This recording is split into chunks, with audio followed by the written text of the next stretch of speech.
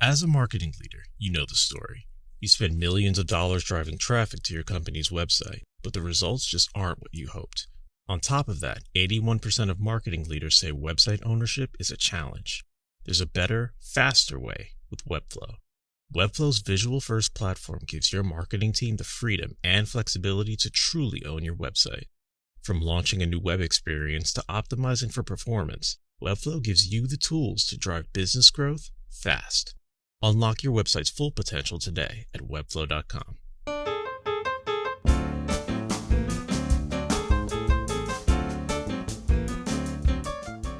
Hi, I'm Adrienne Pasquarelli, Special Projects Editor and Senior Reporter at Ad Age, and welcome to another edition of the Marketer's Brief podcast, our weekly discussion about marketing news and trends that have the industry buzzing. Founded nearly a decade ago as a direct-to-consumer activewear brand, Vuori has risen to prominence in recent years with new store openings and wholesale accounts. Now the brand is seeing healthy results from a robust NIL endorsement strategy. Today we'll be talking with Karen Riley Grant, the new Chief Marketing Officer at Vuori. She'll discuss the brand's campaign with gymnast Livy Dunn, its planned store openings, and what we can expect to see from the company later this year. Now here's my conversation with Karen.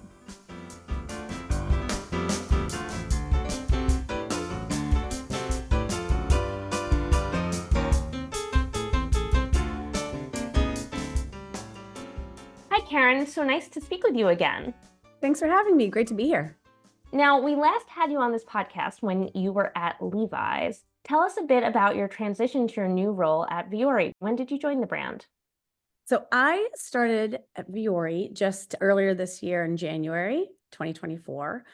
And so, I had about 17 years at Levi's. In the middle of those 17 years, spent some time at Converse and then stepped down at Levi's and then took a bit of time for myself and my family, which was pretty amazing. It's rare that you have that opportunity. And was kind of thinking through what my next role would be and what are the kind of brands that I'd want to work with. And Vuori was top of the list and the universe was on my side and they called. And, a handful of months later, I stepped into the role of CMO as I started the new year. And how are you finding that things are different, marketing is different at this newer brand, relatively young, under a decade old, compared with Levi's, which has so much history behind it? Yeah, I think it's incredible to be part of a team in a brand and work so closely with the founder. It's about almost a decade old, actually. Vuori turns 10 next year, which is pretty wild. And yeah, I worked with really big established global brands. I mean, Levi's 170 years, Converse, I think, is 110 now. And I think we would have moments, and sometimes in my roles there, we go, "God, what would it look like if we started a company tomorrow? What if we could just start from scratch?" And so I do find myself oftentimes going, "Oh, we get to start this. We get to start this." Even though it's 10 years young and has such incredible momentum and possibility, it's still very new, which means that, it's fresh and there's this energy and there's an excitement and there's this opportunity to build. We're in build phase. And so as a storyteller and creator, that's incredibly exciting to be part of something in the early days. And again, work really closely with founder and with incredible humans and passionate folks to really build towards that future and envision what does this look like in 100 years? What does this look like in 50 years? And have the opportunity to be part of that creation is something that doesn't come along in your career very often. And so I feel quite fortunate to be part of the journey. And what's been on your list of top priorities since you came on board? Yeah. So I think what's remarkable is that Vuori has, in a very short amount of time, kind of built this consumer obsession. The product, people love the product. They love the product. And it's interesting. When I was at Levi's, everyone has a Levi's story. They want to share, like, let me tell you my first date in my jeans. And everyone has a story. And I love those stories. And I still do love hearing those stories.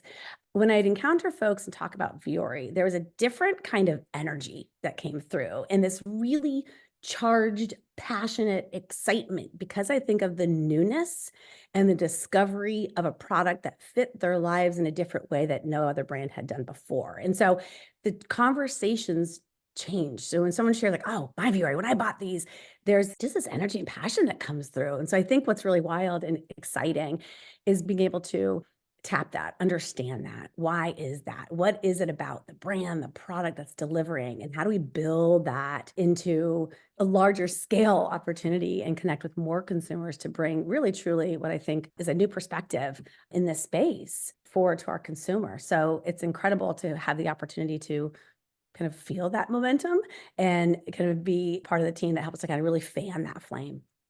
And you're marketing to both men and women, right? Yes, absolutely. I think they really started as a strong men's product in a time where it was lacking across the category. And so I think then from there built an incredibly strong women's category. So we do have strong dual gender proposition. And so just watching kind of and understanding how to discreetly understand each audience, what is their purchasing behavior, what do they love about the brand, and how do we meet them uniquely, but also be able to kind of lift the total kind of unified point of view for the brand. And how big is your marketing team? Is that something that's also in growth mode as the company expands? I'd say the whole company is in growth mode, but I have to say I feel very fortunate. The marketing team was one of the first teams to be built and established over a decade ago. So it's one of the larger groups in the organization, and we're still finding the opportunity to build and learn and grow the function. But we are sizable in number, and so feel like we've got that amazing kind of brand kind of momentum, kind of fueled by incredibly talented team at Vuori. And even though Vuori is growing, it's still small by comparison when you think about giants like a Lululemon, which is a rival now on both men's and women's. So how is the brand competing with larger companies when it comes to its marketing? Yeah. So I think even just stepping back, even before like looking at how are we marketing, but just as a competitor in this category, and I think really understanding what is the consumer looking for today. And I think what the consumer was looking for decades ago, Nike came on the scene and obviously kind of introduced, performance apparel and footwear. And as Lulu came on the scene 15 years ago and bringing kind of a much more unique perspective for her and primarily kind of in yoga, I think what's exciting about the brand is that Vuori doesn't sit in just one spot. And I think there's permission to play across a set of areas. And so really providing product, no matter kind of where in their lifestyle it fits, we have kind of credibility and opportunity to really kind of meet them there. And with that, how do we meet our consumer? What is the right message to the right consumer at the right time? And how do we build marketing strategies and communications that really connect with them in a way that creates that deep brand love and excitement and gets them to store or online to buy? But it really is, I think that our ownable position is in this area of kind of versatility and an ability to really, we say it's built to move, style for life. It's kind of our, product positioning, and that very much is true. So the marketing side, how do we bring that forward? And how do we do it in a way that looks and feels uniquely Vuori? How do you do it in a way that cuts through all the competitive clutter? And that's where, our media strategies are really critical. And I think today's world, it's complicated. There are a lot of brands competing for our consumers' attention. There are a lot of consumer touch points that have to work. So that's what we obsess on the marketing side, is how do we bring that really clear message all the way through?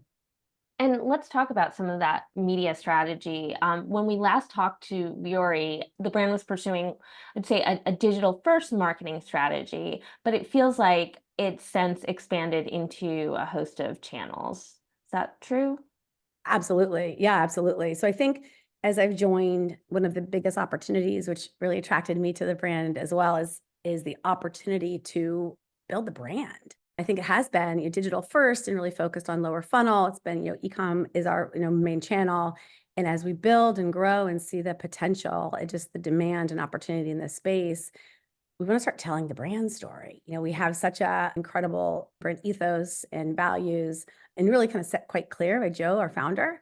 And now we get to really kind of amplify our brand. Like, who are we? What do we mean? And so as we move into the back half of this year and into 25, as we hit our 10-year anniversary, it's really telling our brand story in a way that complements, right, the critical product marketing that we need to do to ensure that we are continuously asserting our expertise and our, our obsession with craft and creating the best products in the market, but really layering that up with rich, robust, emotional stories that connect with our consumers on a more human level. And that's what gets me incredibly excited about this opportunity. And when you think about, or when you talk about the creative that you're doing, these storytelling, is that created in-house or do you have any outside agency relationships? Yeah, we've got an incredible as I said, it was one of the first teams to really grow. We've got an incredible internal creative team.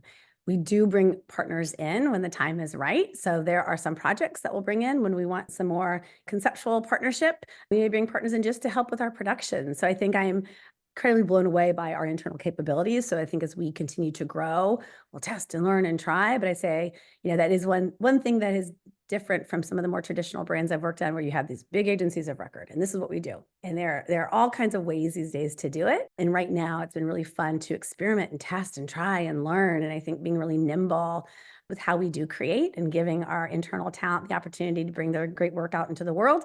And then when there's opportunity, we bring in a partner to help us, either further supplement that. So there's no one way. And I think that's part of the fun, is really exploring and testing and learning as we go. And what marketing channels are you finding to have the most effect for reaching your target audience? Are you guys doing traditional things like TV and connected TV, linear, outside? Yes, all of them. Yeah. And I think we have, as I said, traditionally been more focused on kind of mid-lower funnel and really experimenting and exploring, what does it look like upper funnel? What is the TV landscape has changed so much with connected and OTT and all the ways in. And I think it's less about the traditional and non-traditional tactics, but I'm really obsessing, how do we, back to that consumer obsession, if we know and understand our consumer deeply, where are they? What is their behavior through the day? How do we meet them where they are with the right message at the right time? So how do we understand those tactics that are most effective with him, those tactics that are most effective for her, and then really playing into that. And then that's just the media strategy of the retargeting and being really sharp and sophisticated there. But as you double click on that, what are we saying? What is a creative? It's not a cut and paste world these days. Like, you can't use the same 30-second spot in a TikTok ad. We know that. Like, content that is created specifically for the channel works best. So really understanding, what does it take and how do we create those messages in a really beautiful, ownable way that works for that channel? And so that's, I think, the challenge that we have as marketers today. I do miss the days that we just had a TV spot and a newspaper ad and a radio. You kind of waited 6 more months till you did it again. But I think we all may actually be bored if we went back to those old days. I mean, that's really the brilliance in making sure we've got the right teams and partners to really help us understand and direct where to place the content, but what does the content need to say and do to really move the dial? What about your brand ambassadors and influencers, which I know is a big part of the strategy? Vuori has a big campaign out with gymnast Livy Dunn. How is that performing? Yeah, Livy, we've had a long time relationship with her, I think early in her career, and it's been amazing to watch her grow. She's been a collaborator, I think, since 2021. But and that work is done phenomenally well for us. She's got a huge audience. And so I think it's been really exciting, not only to support her, but also to kind of watch the brand grow as we've partnered and been able to kind of celebrate her in our work and our campaigns. But we definitely don't just stop there. And I do think that the challenge that brands have today and what we are looking to do and grow is really diversifying kind of a broader set, right, of collaborators and influencers at different tiers, with athletes in particular, making sure that we're supporting those young, ambitious athletes to help them achieve their goals. How can we support them in their endeavors? And I think making sure there's a level of authenticity to that partnership, that we're not just using them in a campaign. And so that's where I think we have a lot of discussion in-house of, who are those individuals that we're working with? How do they align with our values and who we are? And how is it an authentic fit? Do they love the brand? Are we asking them to wear the brand? Like, it should be really natural. And then how are we supporting what they're doing, truly, really, in an authentic way? And I think that's where, one of our key guiding principles is really building credibility through authenticity. And how do you create that relationship? So we have a tiers of partners that we work with. We also have an incredible team of folks that we work with as part of our V1 community, which we really love. It's broad in number, and really finding those individuals that are kind of driving movements and have these followings that are really connected with our stores. And that's a whole other layer of kind of, influencer in today's world. So again, it's a dynamic model. And I think we have to have those kind of constantly evolving as brands. But I think Livy was the first kind of out of the gate, and it really opened the pathway for Vuori. And again, a lot more to come and more to develop there. Yeah, we recently covered a report that found that Vuori has the highest engagement per social post from its NIL endorsers at 1.2 million engagement per branded post. So it does seem like you're seeing quite a bit of success already, even before this expansion. Yeah, no, absolutely. And I think I'm almost 100 days on the job. So I think I'm still quite new in role. And when you see those numbers, you're like, wow, okay, what is happening here? And kind of back to the obsession with our consumer, like who is our target core and how are we connecting with these audiences? And I think, how are we working with NIL? How are we working with 98 Strong? How are we working with these collaborators to not only further their ambition? And I think that's where it has to start. It can't be about a self-serving, like, we're going to feature them here because they're great for our eyeballs and media. Like, no, truly, truly, what are we doing? What does that partnership mean to us? And how are we authentically supporting them? And then at the end of the day, the impressions that we see, because they are, hardworking media, but they're individuals that have a message that they want to share. And so we want to make sure that we are really, truly aligned and that quality of output is there. Let's take a quick break for this message from our sponsor.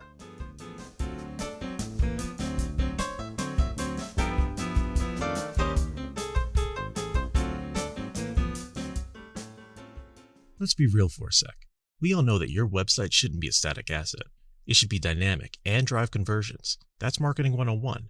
But 54% of marketing leaders say web updates take too long. That's over half of you listening right now. That's where Webflow comes in. Their visual-first platform allows you to build, launch, and optimize web experiences fast.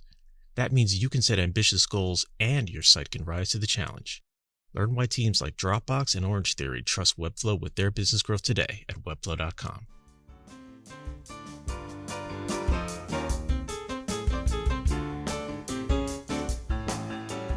Welcome back.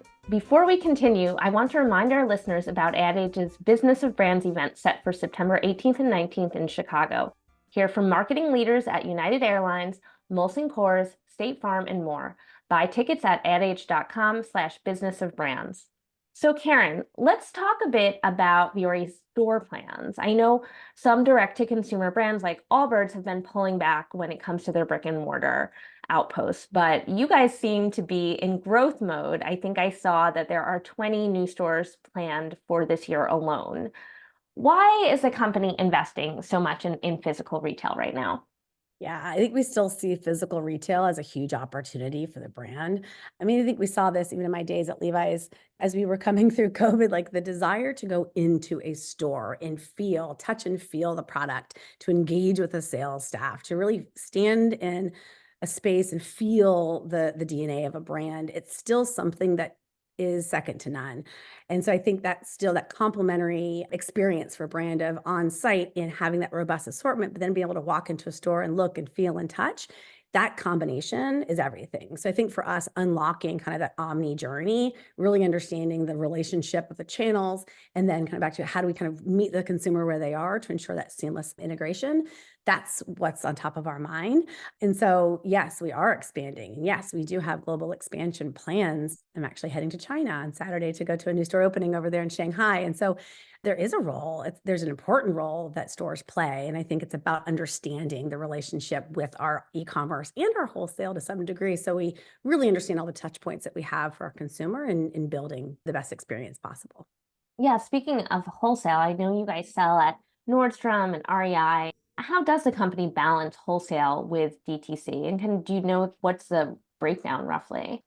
I can't share the breakdown. I will say we're D2C led for sure. And I think we've had some amazing long time wholesale partners that have been incredible supporters of the brand and the consumers there. It is a different consumer that we're reaching through those channels. So again, it's about building that complementary kind of distribution strategy so we can meet all customers where they are. But we'll continue to grow our wholesale partnerships. And again, it's really about the authenticity of those partnerships and be able to grow really meaningful presentations and assortments and marketing that works to really connect with their consumer base. And let's talk a bit about what your plans are for the coming months. I mean, you mentioned global expansion, trip to China. What's ahead for this summer? What can we expect to see from a marketing standpoint? Yeah. So as I mentioned a little earlier, I think what I'm most excited about as I joined the team is being able to tell more of the brand story, be able to kind of take a look at what the brand values are. How do you kind of pull those through our work in a way that emotionally resonates with our consumers? Because we have to not only make sure that we're delivering elevated product marketing over and over, newness all the time, excitement in our core, that is like table stakes, right? And that we'll continue to see as we explore new ways into our product marketing and showing our product in really leading ways. But that helps to get to our kind of short-term revenue requirements, and we've got to build long-term brand equity. And so you'll start to see and feel, we've got a couple pieces in the world that are starting to kind of roll out, and will continue over as we get to fall and into holiday. But work that really taps into some of that more emotional, like what is it about Vuori? How are we delivering a new perspective in performance apparel? What does it mean when we say built to move, style for life? We talk about our investment in happiness as a key kind of value for our brand. What does that mean when you kind of pull it through the brand lens? So things that are less about go buy this short and more about like, this is what you want. We want you to feel like, how do you really understand that those kind of emotional triggers that are required to really honestly build that long-term relationship with the consumer? So that's the work that I'm really excited about. I think you'll start to see more from our community. So as I mentioned, we have a V1 community, which is an incredible body of humans all around the globe. So more with our kind of community and those partnerships, I think you'll start to come through as well. So a lot that we're kind of testing and playing with, but I think incredibly exciting. There's so much work that the team is doing and some really amazing storytelling that we can really bring to the world. So it's really amplifying those moments and making sure that we're kind of front and center. That's what you can expect. And I know there's a lot of chatter about a potential IPO this year, so it does seem like there's a lot going on. It is an exciting time. I think the brand has so much potential. Again, we've experienced incredible momentum in a relatively short amount of time. So now it's about kind of fanning that flame, right? And really building that brand heat and building the power of the brand while we're connecting with consumers worldwide. Well, we're out of time. Karen, thank you so much for joining us. Thank you so much for having me.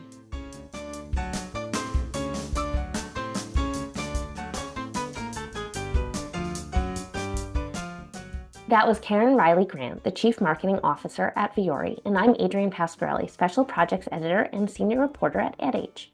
I'd like to thank our producer, Lauren Ciardio, and invite you to subscribe to the Marketer's Brief podcast on your favorite player. We promise to keep it brief, or at least short enough for your morning coffee. Thanks for tuning in. Marketer's Brief listeners get $40 off an adage.com subscription.